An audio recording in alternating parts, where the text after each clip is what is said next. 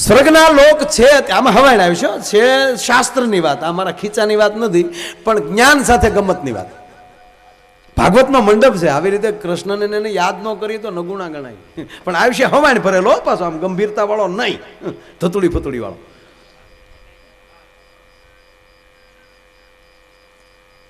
સ્વર્ગના લોક છે અતિ કુડા.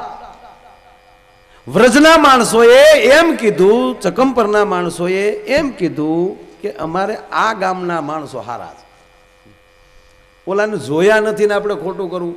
અને કુડા શબ્દ વાપર્યો કે સ્વર્ગના માણસો કુડા છે, સ્વર્ગના દેવતાઓ કુડા છે. તો વાત સાચી, દેવોનો રાજા કોણ? ઇન્દ્ર. તો જેવો રાજા એવી પ્રજા. દેવોનો જે રાજા જે છે એ ઇન્દ્ર છે, અને ઇન્દ્ર એટલે બિયર બારનું ઓપનિંગ કરનાર માણસ. તમને એમ થાય કોઈ હોય તો મારી લે આપણને, પણ પુરાવા સાથે કહું સાહેબ, એની મહેફિલમાં અપસરાઓ નૃત્ય કરતી હોય અને મદિરા ઉડતી હોય. સુરાપાન લખ્યું શાસ્ત્રમાં, સુરાપાન કરતો હતો અને લખણનો હાવ ખોટો હતો. તમે વિચાર કરો, રામાયણની અહલ્યા એક ઋષિની પત્નીને પથ્થર થવું પડ્યું. આનું કુડું કામ કરનાર કોણ? ઇન્દ્ર. તો ઋષિના ઘર બાકી ન મૂક્યા હોય તો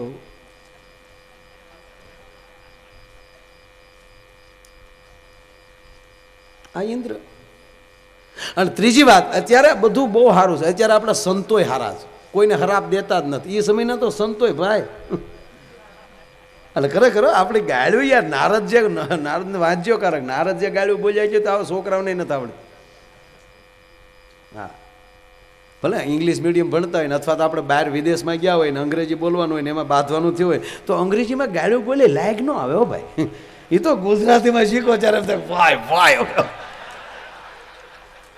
એ વખતના ઋષિ મુનિઓને કાંઈ સાળો કરાતો હતો તો સાહેબ હરાપ દેતા હતા. આજના એક પણ સાધુ કોઈને હરાપ નથી દેતા, આશીર્વાદ જ આપે.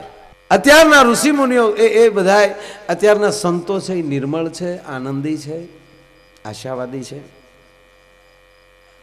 સમાજનું કંઈક સારું કરે છે. ઘણા એવા સંતો અત્યારે છે કે એને પૈસા રે કોઈ નિસ્બત નથી. આ દાખલા તરીકે મોરારી બાપુને જોઈ લો, કોઈ એમ ન કહે કે મેં આને કથાના રૂપિયા આપ્યા. અરે કથાના નહીં, કોઈ એમ ન કહે કે મેં એટલું એને આપ્યું છે. કાંઈ પોથી લઈને આવે ને પોથી લઈને વયા જાય. આ મહાપુરુષ આ ગૌશાળા ચલાવે છે સાહેબ, આ કેટલું જ્ઞાનનું કામ કરે છે. એના માટે શું કરે છે?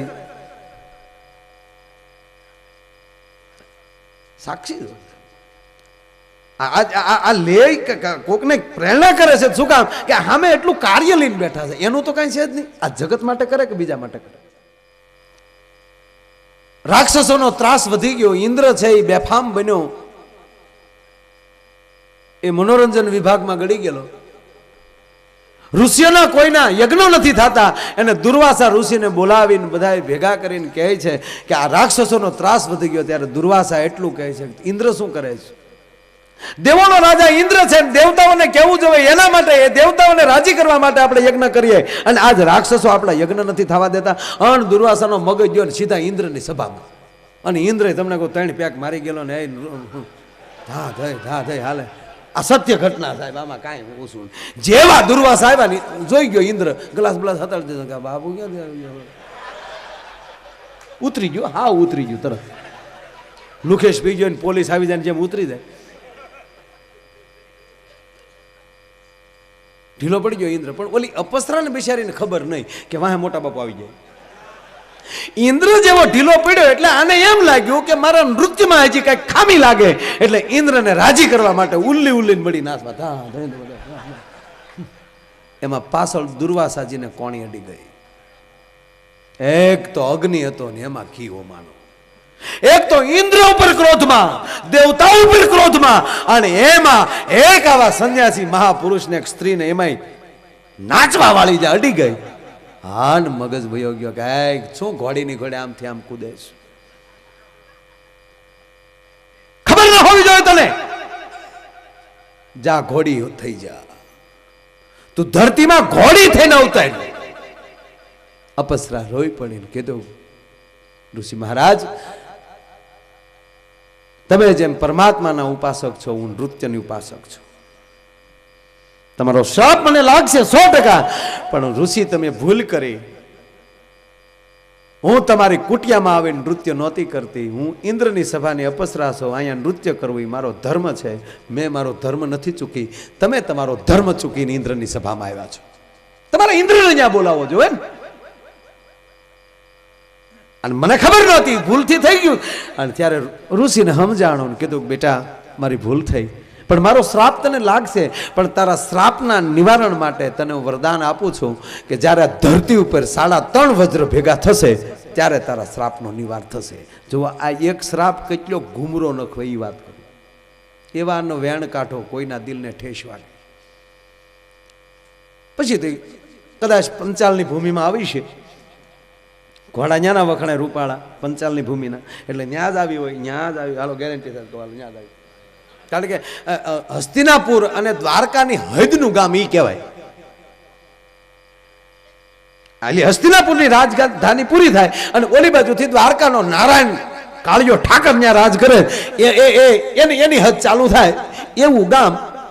અને એ નદીના રાજાનો રાજધાની આ બાજુ, એ વચ્ચે નદી, અને નદીને સામે કાંઠે એ ઘોડીથી ઉતરી. પણ ભાઈ એ કે ઘોડું સરે નહીં રાજાનું, ઘોડી સામે જોયા કરે. 3-4 દી થયા, ઘોડા ભૂખ્યા રે. રાજાએ અશ્વપાલોને ફરિયાદ કરી કે ભાઈ આ કેમ કે ઘોડા ભૂખ્યા, ઘોડામાં આપણા ધણહેરમાં ઘાંચ ખૂટી ગયું છે. અરે ના બાપુ, ગોઠણે ગોઠણે ઊભું, આ ઘોડા કેમ ભૂખ્યા આવે? કે બાપુ હાવ હાશીવાદ એ છે, સામે કાંઠે ઘોડી આવીને એવી રૂપાળી છે ને, ઘોડા એ કે ખડમાં મોઢું જ નથી મારતા, એની સામું જોઈને હીણા જ કરે મારા દીકરા.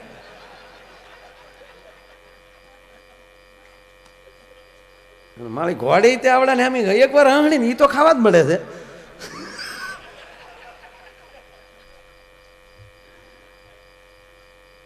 એક ભાઈ બસમાં જતા હતા તે એક બાઈ દાંત કાઢે વારા ઘડીએ, તે ઓલા પાસે દાચ્યો નહોતો, કંડક્ટરને કીધું દાચ્યો દે ને.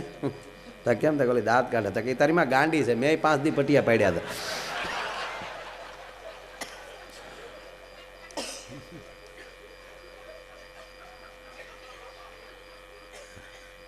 એક શેરીમાં 2 કૂતરા રહેતા. એક શેરીમાં 2 કૂતરા રહેતા હતા. એમાં શેરી ભાઈ હાવ લોભીના પેટની, વાસી ભાત ન વધે, કૂતરા શું ખાય? એટલે ઓલા કૂતરા 2 દુબળા પડી ગયા. એટલે એક કૂતરે કીધું કે ગામ બદલાયો, સકમ પર વયું જવાય.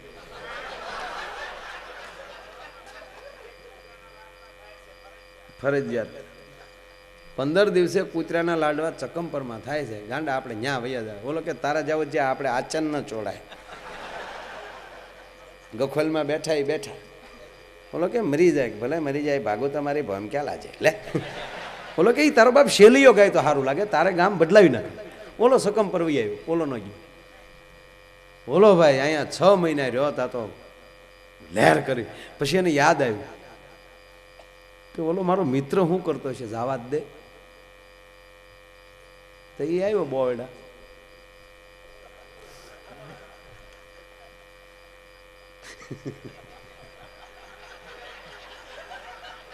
નામ થોડું ભૂલે, મારા ગામનું નામ લેવે ને, મારા બીજાનું ગામનું નામ શું? બોલો એની ગખોલમાં પડેલો. એટલે ઓલાએ જોયું તો આનો આખી સિકલ ફરી ગયેલી ભાઈ, હાવ જેવું ઝાડું થઈ ગયેલું કૂતરાનું. એને કીધું કે આમ જો મારી અણહાર ફરી ગઈ, વજન વધી ગયો, અને પાછો એટલો હોક કરું છું તોય વજન વધે છે. જો ચકમપરના પાણીની લાડવાની તાકાત છે. ચાલ તું મારી ભેગા, હજી તને કહું. બોલો કે હું ન આવું, મરી ભૂલે જાઉં, બાકી ભાગું નહીં. પછી ઓલે કીધું મરવા પીડ્યો તોય તું ગામ કેમ નથી બદલતો? એ કે ઓલે હામી ડેલી છે કે નહીં, મેરે સામને વાલી ખિડકી મેં. આમ ઘણા વાટે ખોટી થઈ ગયા. બીજું કઈ પછી ઓલે કીધું કે બારો નીકળી, તારી માં ગાંડી છે. આવું થયું. આને કીધું કે એ આવી સુંદર એક ઘોડી આવી છે. એટલે રાજા પોતે આવે છે. મૂળ વાત ઉપર આવું 2 જ મિનિટનો પ્રસંગ છે, તમને વધારે નહીં હેરાન કરું. પણ એ રાજા પોતે આવે. આ પ્રસંગે લગભગ પ્રોગ્રામમાં તમે એકવાર થયો જ ક્યાંક બહુ, બીજી વાર આવી. કાલે મારે ઉપાડ્યું પણ એ ખાલી ઇન્દ્ર સુધી જ પહોંચ્યો હતો, પછી નહોતો. વાત પૂરી કરી. રાજા પોતે ઘોડીને પોતાના રાજમાં લઈ જાય છે.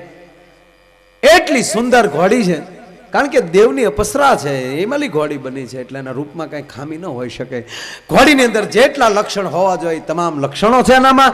અને એ રાજા લઈ ગયા અને એની ઘોડાહારમાં બાંધી છે.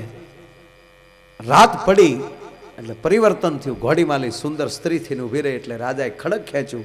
કોણ? ભૂત પલેટ ડાકણ કોણ છે? અપસરા હાથ જોડીને ઊભી રહી, મહારાજ હું ભૂત પલેટ ડાકણ કોઈ નથી, હું શ્રાપિત અપસરા છું. ઇન્દ્રની સભાની દુર્વાસાના શ્રાપ નહીં, એ શ્રાપિત અપસરા છું. હું દિવસે ઘોડી બનીશ, રાતે અપસરા. માટે તમે મને અહીં ન રાખી શકો. મને હતી ને અહીંયા મારા ભાગ્ય ઉપર છોડી ગયો. ત્યારે રાજા કહે છે કે હું આ ધરતીનો રાજા છું, જેને આશરો આપું એને પછી છોડું નહીં, અને બેટા હું તારું જતન કરીશ. બેટા શબ્દ વાપર્યો. પણ મહારાજ તમે બેટા મને શબ્દ વાપર્યો, મને ગમ્યો, આદર આપું છું. ત્યારે રાજા આગળ બોલી જાય છે, બેટા હું તને વચન આપું છું, મારા ખોળિયામાં પ્રાણ હશે ત્યાં સુધી હું કોઈને નહીં આપું, હું તારું જતન કરીશ. એમાં ભગવાન કૃષ્ણનો દીકરો પ્રદ્યુમન, એનો દીકરો અનિરુદ્ધ, એ જ્યારે બરોબર જોઈ ગયો ઘોડીને, એટલે દ્વારકા જઈને દાદાને ખોળામાં બેહીને કીધું કે દાદા મારે ઘોડી જોવે છે, અને ફલાણાના રાજમાં બહુ સુંદર ઘોડી છે. એટલે ભગવાન કૃષ્ણએ તરત કાગળિયો લખી નાખ્યો, કાં ઘોડી મોકલી ગયો ને કાં યુદ્ધ કરવા તૈયાર થાવ. હવે કૃષ્ણ સામે યુદ્ધ કરવું નાની માના ખેલ છે. ઓલો હસ્તિનાપુરનો ખંડિયો રાજા, એટલે સીધો હસ્તિનાપુર ગયો અને ધર્મરાજાની સભામાં જઈને કીધું કે મહારાજ તમારો ખંડિયો રાજા છું, મારું રક્ષણ કરવું એ તમારી ફરજમાં આવે. મારી પાસે એક રાજાએ ઘોડી માગી છે, ઘોડી હું દઈ શકું એવું છે નહીં, અને એટલે એણે કીધું કાં ઘોડી આપો કાં યુદ્ધ કરો. હવે મહાભારતનું યુદ્ધ પૂરું થયું પછી તો આ ભીમને હાવ પેન્ટિંગમાં જ પડેલા, અને ભીમે ખાઈ ખાઈને આડો ફાટેલો છટપટો થાય. એ ઉલળવા મળ્યો, નામ દેની એમાં બીજું હોય, હું ત્યાં આગળ ગદા ભેગો ગોટો વાળી દઉં. ઓલો કે કૃષ્ણ એ તારે વહેલા કહેવાય, ભલા માણા તારે મારા દીકરા ઘોડી હાટું અંદરો અંદર હલવાડી દેવા લાગે, અમને વહેલા કહેવાય. બધાય થોડું ભાઈ સમાધાન કરી નખાય બાપા. સમજણ આવી ગયો તરત ભીમમાં, નકર પકડ્યું નહોતું રત. ધર્મરાજ યુધિષ્ઠિર ઊભા થઈને કહે છે કે ભાઈ કૃષ્ણના આધારે જીવીએ છીએ, એની સામે હું યુદ્ધ કેમ કરી શકું? તમે તમારી રીતે રસ્તો કરો, કાંઈને શરણે થઈ જાઓ, અને કૃષ્ણના શરણે જશો તો તમને કાંઈક રસ્તો થશે. જાઓ. આ માણસને જાકારો મળ્યો એટલે બરોબર યમુનાને કાંઠે જે આવે છે હસ્તિનાપુરથી નીકળીને, ત્યારે નક્કી કર્યું પાછો સૌરાષ્ટ્ર જાઓ,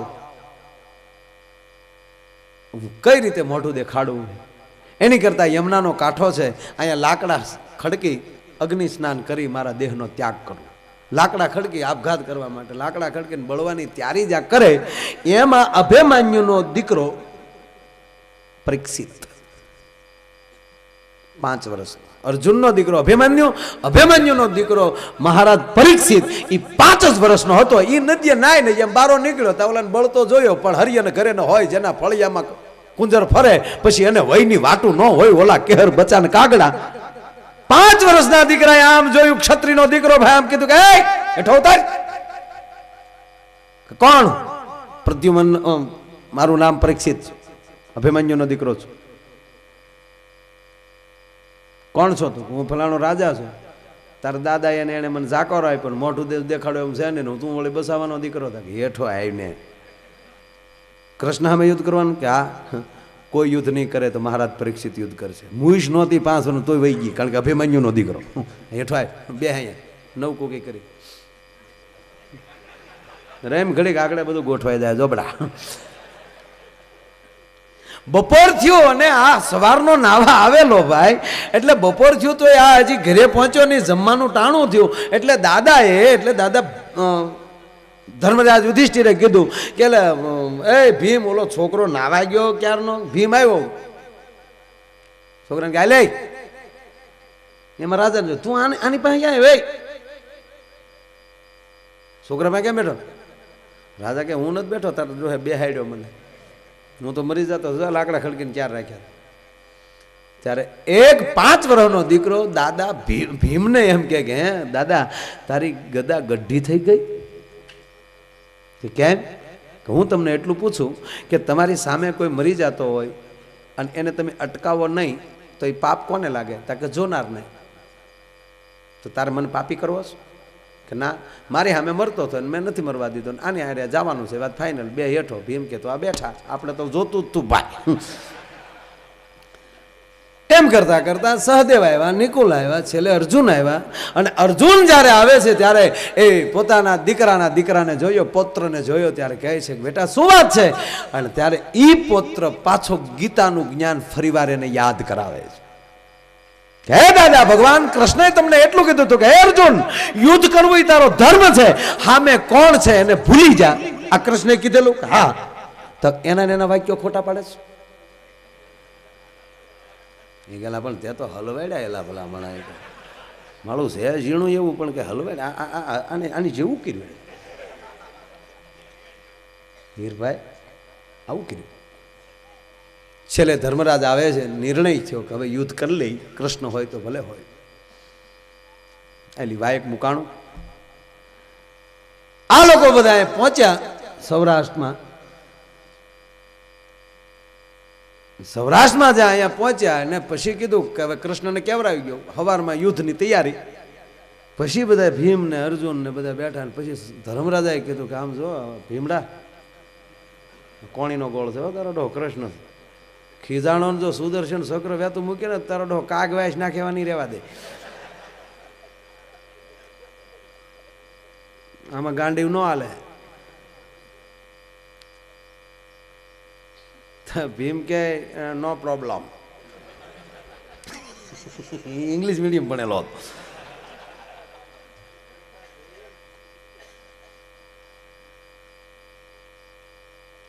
કે કેમ? કે એની પાસે સુદર્શન ચક્ર છે તો હું શંકરનો શિષ્ય છું. ભોળાનાથને એક રાતમાં મનાવી લઉં, કાલ પૂરતું એની પાસે ત્રિશુલ લઈને વહી આવું. સુદર્શન ચક્ર સામે ઓનલી કોઈ હાલતું હોય તો શિવના ત્રિશુલ સિવાય કોઈ સામનો ન કરી શકે. કે પણ તો નીકળ તું જાત તે. અને સીધો બેસી ગયો નદીને કાંઠે. ભગવાન શંકરનો મેળો તપ કરવા, ઓમ નમઃ શિવાય, ઓમ નમઃ શિવાય, ઓમ નમઃ શિવાય. બાજુમાં દરજીનો દીકરો બેઠો હતો, એમ બોલતો આમ નો શિવાય, આમ નો શિવાય. એટલે એવું નહોતું. પણ ભીમસેન બેહી ગયો. યા તે રુદ્ર શિવા તનુર્ઘોરા પાપ કાશીની ત્યાન સન્વા સંતમયા ગિરી સંતાપિશાક સિંહ. ઓમ નમઃ શિવાય, ઓમ નમઃ શિવાય. હાર હાર હાર હાર હાર મહાદેવ હાર. દેવળ મળ્યું ગાંજવા, ઘુમટ મળ્યો ગાંધા. હાર હાર મહાદેવ, હાર હાર હાર મહાદેવ હાર. સોમનાથ મહાદેવ ભોળિયા કરું તમારી શૈવ. ઘમઘમાટી મળી બોલવા. પરોઢિયું છું પણ ભોળોનાથ હાવ હોઈ ગયેલો. દીકરા રાડ્યું નાખ્યા કર. ભીમે જોયું, પરોઢિયું થયું. સવારમાં ઓલો આવીને ઊભો રહી જાય. હવે કરવું શું? નદીના પટમાં આડો હોઈ ગયો ભીમ, અને દેવળમાં પાણી હાલ્યું બધું. ભોળોનાથ મૂંઝાણો સટા કરીને ઊભો છો. કોણ છે? પેલા ભીમડા કે હું ભીમડા બાપુ નકોસામાં આંગળી હોય તો જ ઇમરજન્સીમાં આવ્યા હોય છે. શું કાલનો દી ત્રિશુલ જોવે છે કે ત્રિશુલ શું કરવું? કે એના ખુલાસા ન હોય. મૈડ્યા વગીરનું પાછું આપી દે. હા જે પાછું કાલનો એક દી પૂરતું. ભીમસેન કે આપ્યું. પણ ભીમસેન ધ્યાન રાખજે બેટા, એક શરતે આપું કે આનો કોઈ ઉપર તું ઘા ન કરીએ. પણ આડું તો રાખીએ કઈ ને, કે આડું રાખીએ. આપ્યું. ત્રિશુલ લઈને આવ્યા. યુદ્ધની તૈયારી. ધર્મરાજ યુધિષ્ઠિરે એટલું કીધું, ભીમસેન તો આખી ફોજની પાછળ ઉભો રહી જાય. દાદો કૃષ્ણ જયારે ખીજાય અને જયારે એમ કહેવાય કે સુદર્શન ચક્ર વેતું મૂકે, 118 વર્ષની ઉંમર દાદા કૃષ્ણની થઈ ગયેલી ભાઈ. અને કૃષ્ણને જયારે ક્રોધ આવે ને સુદર્શન વેતું મૂકે ત્યારે આ ત્રિશુલનો તું ઘા કરજે. આ તું ખાતો નહીં, નકર તને ઊંઘે બહુ આવે. અને જો તું હોઈ ગયો ને ઓલે સુદર્શન વેતું મૂક્યો, ત્રિશુલ ને તમે બે અહીંયા રહો ને, અમારે અહીંયા હું સોડિયા કાઢ નાખશે ડો. ભીમ બધાની પાછળ. યુદ્ધ ચાલુ. વધારે ટાઈમ નથી લેવો. અને જ્યાં બરોબર યુદ્ધ ચાલુ થયું ને કૃષ્ણ ખીજાણા, જેને મેં ઉછેરીને મોટા કર્યા એ પાંડવોની પ્રજાત મારી સામે આવી ગઈ એમ કરીને જ્યાં કૃષ્ણ ખીજાણો અને સુદર્શન ચક્ર જ્યાં વહેતું મૂક્યું અને તા તો ભીમસેન દહક ડગલા દોડ દીધી, હર હર મહાદેવ હાર કરીને જ્યાં ત્રિશુલનો ઘા કર્યો એ સુદર્શન ચક્ર ઈ પણ વજ્ર અને શિવનું ત્રિશુલ ઈ પણ વજ્ર, બે વજ્ર ભેગા થઈ ગયા, આકાશમાં ચડી ગયા. અંગારા આગની જ્વાળાઓ મળી છૂટવા, નિર્દોષ માણસ મળ્યા મરવા. અહીંયા પાંડવો અને કૃષ્ણ બે ભેગા થઈ ગયા. કૃષ્ણ કે લાય ભીમ કે એમ કે બાપુ અમે તમારી પાસે 4 થયા હો. હા, મોટા બાપુનું ત્રિશુલ છે. કે આ નિર્દોષ માણસો મરે, એ તો મરવા વાળા મરે, એમાં કઈ બીજું હોય નહીં ભાઈ. પછી ધર્મરાજ આગળ આવે છે, કૃષ્ણને હાથ જોડે છે, પ્રભુ આવી રીતે આશરો પાળવા માટે અમે એટલું કર્યું, બીજું કાંઈ નહોતું મારા બાપ, બાકી અમે તારી સામે યુદ્ધ ન કરી શકીએ. કે પણ હવે આનો રસ્તો કરો. રસ્તો એક કે કોણ કે ત્રીજું વજ્ર હનુમંત અર્જુનની ધજાએ બેઠો છે અને કૃષ્ણ અવતારમાં તમે કાંઈ એની પહેલે કામ નથી લીધું. હવે સુદર્શન ચક્ર ને શંકરના ત્રિશુલને કોઈ અલગ કરીએ કે તો હનુમંત એક જ કરીએ કે બાકી કોઈના બાપની તાકાત નહીં. હાલ ભગવાન કૃષ્ણએ કીધું કે આવો હનુમંત બિરાજીએ. ના ના હનુમાન આવ્યા કે બાપુ કે આવું જોવે. હાવ આખો યો ભવ વયો ગયો. આ લંકામાં રાવણ માર્યા પછી મેં કોઈને ઉપર કા ન કર્યો પ્રભુ. નગર કાંઈ અયોધ્યાનું ધોબી બોલીને જતો છે, ગોટો નો વાળી દઈ. પણ પ્રભુ રાવણ માર્યા પછી નાના હુનાને મારીએ તો વેલ્યુ હું બાંધવું હોય ને ભાઈ, બાધાય જ નહીં, એનો યુગ જ નથી. પણ સતાય વેડ ગોજ્યો. તમારી પાસે 4 વ્હીલ થઈ જાય પછી સાયકલ વાળાને તુકારો કરવાનો તમારો કોઈ અધિકાર નથી રહેતો. આપણે મર્ક્યુરી લેમ્પ વાળી ગાડીઓ લઈને આવતા હોય અને સિંગલ પટ્ટી રોડ હોય ને હેરડા પડતા હોય, મોટરસાયકલ વાળા આવતા ડીમ કરીને એને સાઈડ દઈ દે ને કરી એ બિચારું ઢળે ને બાવળમાં ગળી જાય. એને મોરે મોરો ન દેતા. તેવડો હોય તો ટ્રકને મોરે મોરો ગયો ને ત્યાં તો ખીખી ખીખી કરતા વયા છે. પીધેલો લાગે. ના ના જાને એના બમ્ફરને ગોબોય નહીં પડે ને તારે એરબેગ એ નહીં ખુલે. ઉપર જ આવે ટ્રકનું ઊંચું થાય એટલે કે એરબેગનો વારો ન આવે. હનુમંત આવે છે ને હનુમાનજી હાથ જોડીને કહે છે પ્રભુ હુકમ કર. કલ્પના તો કરો, હનુમાનજી જયારે તૈયાર થયા અને તૈયાર થયા એટલે હનુમાનજીએ એટલું કીધું પ્રભુ જાઓ ખરો પણ એક શરત, તારું સુદર્શન ચક્ર તો લોટકી બાઈ જેમ હાથમાં સુટલી પહેલે એમ પહેરી લઉં અને શંકરનો તો 11મો રુદ્ર છું, ટસલી આંગળે ત્રિશુલને રમાડતો વૈયાવું. કે તો કે 2 વજ્ર ઈ ત્રીજો હનુમંત વજ્ર, હાથ વજ્ર મારો ધજા બિરાજે, કાંધે મુજ જનો ઈ સાજે, હું હાથમાં વજ્ર લઈને વૈયાવું. પણ 3 વજ્રા ધરતીમાં એક સાથે આવીએ તો ધરતી રાહતાળ વહી જાય. નીચે મારે વજ્ર જોવે, ટચ પૂરતું, અડી જાવ એટલું. ભીમ કે અડધું હાલે કે હાલે. ભીમ અડધો વજ્ર હતો, અડધું અંગ વજ્ર હતું. એ વજ્રવાળું પડખું ફરી અને ભીમ જ્યાં હૂતો છે અને ભગવાન હનુમાને જ્યાં સલાંગ લગાવી અને સલાંગ લગાવતાની સાથે એમ કહેવાય કડાકો બોલ્યો અને કડાકાની સાથે એમ કહેવાય કે આમ એક હાથમાં શંકરનું ત્રિશુલ લીધું અને એક હાથમાં સુદર્શન ચક્ર રમાડતો રમાડતો હાટ કરતા જ્યાં હનુમાન જ્યાં ધરતીમાં આવ્યા અને જ્યાં હજી એમ કહેવાય ભીમસેનને પગ અડ્યો એટલે 3 વજ્ર ઈ ને અડધો ભીમ, 3.5 વજ્ર ભેગું થયું તો ઓલી ઘોડી હતી કડાકો થઈને ઇન્દ્રને અપસરા થઈને સ્વર્ગમાં વહી ગઈ. ઓલા સોડા પીને ઘીરે વહી આવી. કાંઈ ખરું આમાં, કાંઈ ખરું. એક હરાપે કેવા ઘુમરા નાખી દીધા મારા બાપ, એક હરાપે કેવા ઘુમરા નાખી દીધા. હે